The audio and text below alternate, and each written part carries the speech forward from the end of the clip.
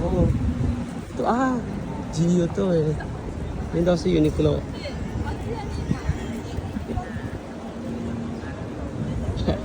Dito sa mga area na to, mas maraming Pinoy kung nakikita.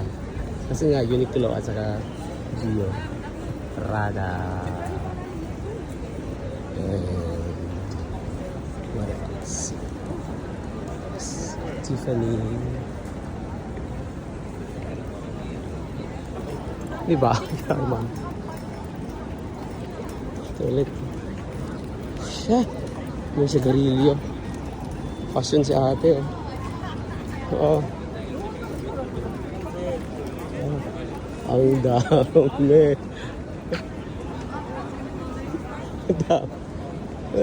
Pila-pila. Ang daming pinag-shopping sa Uniqlo.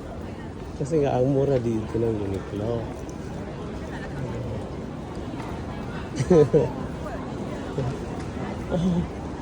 Where are you? Dito na ako. Alright. Let's get inside.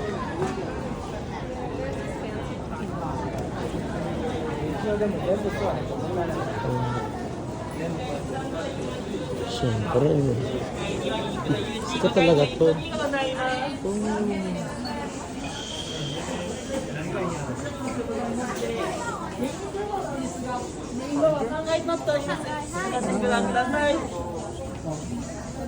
Hanapin ko na. Hanapin ko na sila. Ito ako sa Gio. Ayun na yung Gio na tatanaw ko. Gio is the sister store, sister company of Uniqlo.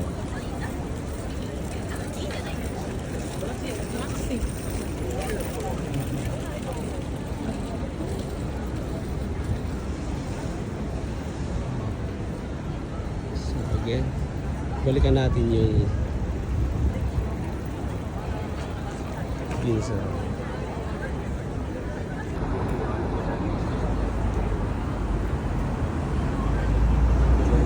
Ito yung iconic Seiko watch building dito sa Ginza.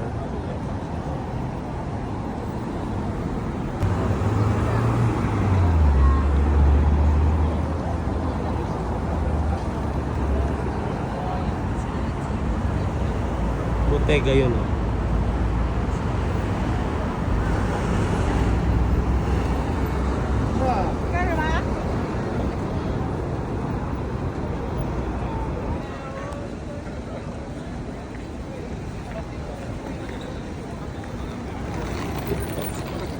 Shopping galore mga tao dito. Yung iba, wala lang. Nagpapahinga lang naman yung iba eh. Kaya, kumusta naman ako? Nag-picture mo sa akin. Nissan building.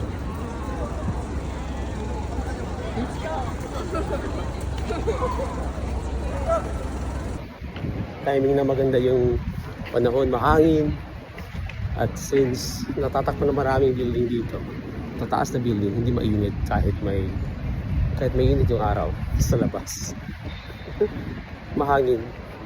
Summer ngayon dito sa Japan, and the temperature is about 33 degrees Celsius. Kanina umabot siya ng 35. Pero ngayon, medyo pahupa na kasi palubog na rin yung araw.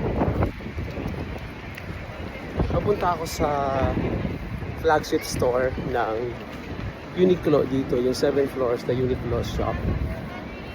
Ininit ko sila Linus. See you later!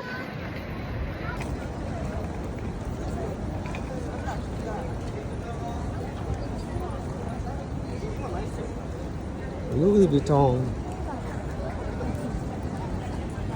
and Chanel.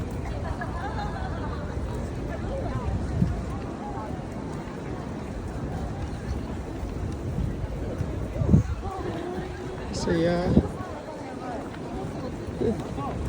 Saya dito.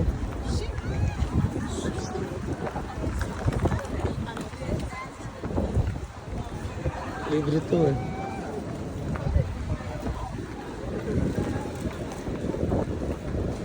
Ang itong shop dito.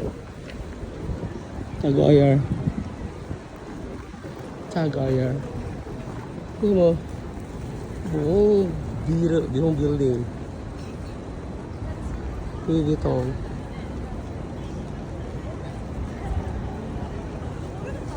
Mitsuya Ginza. Of course. Kita nyo na. I mean Ginza.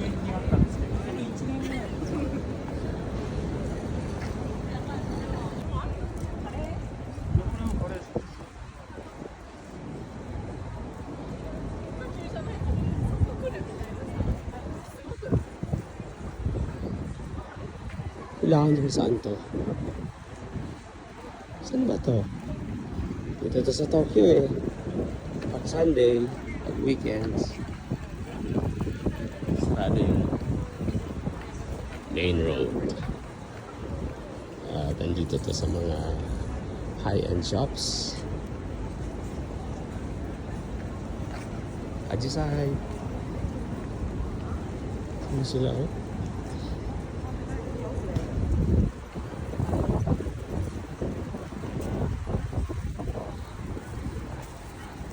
Saan ba to?